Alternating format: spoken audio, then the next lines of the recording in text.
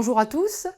La France en 2019 a voulu réformer le cadre de régulation des jeux d'argent. Elle a mis en place l'ANJ, nouvelle autorité administrative indépendante qui succède à l'ARJEL, avec un territoire de régulation considérablement élargi et des pouvoirs renforcés. En effet, l'ANJ est désormais compétente sur toutes les composantes du marché des jeux d'argent, c'est-à-dire non seulement les jeux en ligne que l'ARJEL régulait, comme les paris sportifs, les paris hippiques ou le poker, mais aussi tous les jeux de la Française des Jeux, du PMU, vendus en point de vente physique, c'est-à-dire ce qu'on appelle le jeu en dur. Elle est compétente aussi pour les 236 hippodromes, ainsi que pour les 202 casinos, sauf pour les questions de lutte contre le blanchiment et de l'intégrité de l'offre des jeux, qui restent pour les casinos sous la responsabilité du ministère de l'Intérieur. Concrètement, alors que l'ARJEL régulait 11% simplement du secteur des jeux d'argent et de hasard, l'ANJ en régule désormais 78%, ce qui représente un marché de plus de 50 milliards d'euros de mise. Alors, sur ce territoire vaste, les missions de l'ANJ s'articulent autour de 4 objectifs. 1. Prévenir le jeu excessif, assurer la protection des mineurs. 2. Assurer l'intégrité des opérations de jeu. 3. Prévenir les activités frauduleuses ou criminelles. Et 4.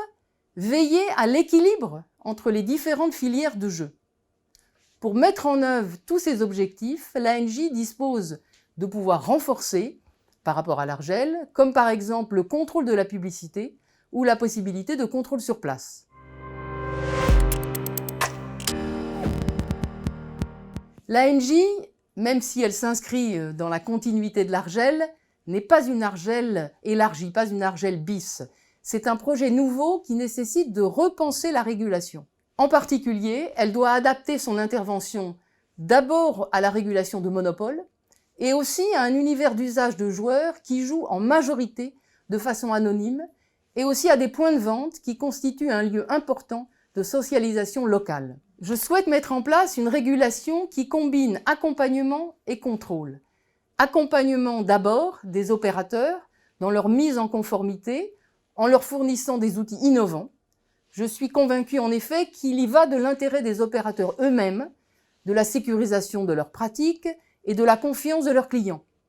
L'ANJ, dans cet accompagnement de la conformité, veillera également à l'équilibre des filières sectorielles, comme la filière hippique, ou à l'équilibre des filières territoriales. Mais l'ANJ doit également faire respecter la loi, ce qui implique une stratégie de contrôle crédible et adaptée, voire dans certains cas des sanctions pour les manquements les plus graves. À court terme, la priorité de l'ANJ sera de faire preuve de pédagogie pour expliquer aux acteurs économiques le nouveau cadre juridique qui, reconnaissons-le, est quand même assez complexe. Donc je réunirai prochainement l'ensemble des acteurs pour leur présenter leurs nouvelles obligations et leur présenter aussi ces nouveaux outils de conformité qui leur sont proposés, comme par exemple les cadres de référence. De façon générale, ce que je souhaiterais, c'est ouvrir avec les opérateurs un dialogue participatif, leur permettant d'élaborer finalement des normes au plus proche des réalités sectorielles et aider les opérateurs à sécuriser leurs pratiques. Le jeu d'argent concerne aujourd'hui un Français sur 2. Et les études les plus récentes évaluent à plus d'1,2 million le nombre de joueurs français qui sont des joueurs problématiques. La question de l'addiction avec ses conséquences dramatiques et la protection des mineurs sont donc clairement des enjeux essentiels pour l'ANJ. Je souhaite pour ces raisons placer les joueurs au cœur de la régulation et faire en sorte que l'ANJ soit au plus proche de l'expérience du jeu, des usages des joueurs pour mieux protéger ceux-ci. Cela signifie que l'ANJ doit à la fois informer le joueur, mais aussi leur proposer des services. Alors à quoi pense-t-on? Je pense au service de médiation, qui peut proposer une solution amiable aux joueurs en cas de litige avec un opérateur. Je pense aussi à la gestion du fichier des interdits de jeu, qui sera, vous le savez, à partir du mois de septembre, confié à l'ANJ.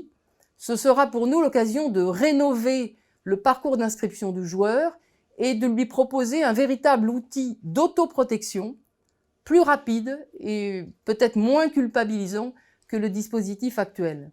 Enfin, je souhaite que l'ANJ capitalise mieux qu'elle ne le fait aujourd'hui sur l'intelligence collective des joueurs, sur leurs connaissances, sur leurs pratiques du jeu, afin d'enrichir le cadre de régulation. Vous le voyez, avec l'ANJ, la France se dote d'un régulateur moderne permettant de mener une régulation cohérente sur tous les segments du marché, et ceci dans le but ultime de mieux servir le joueur.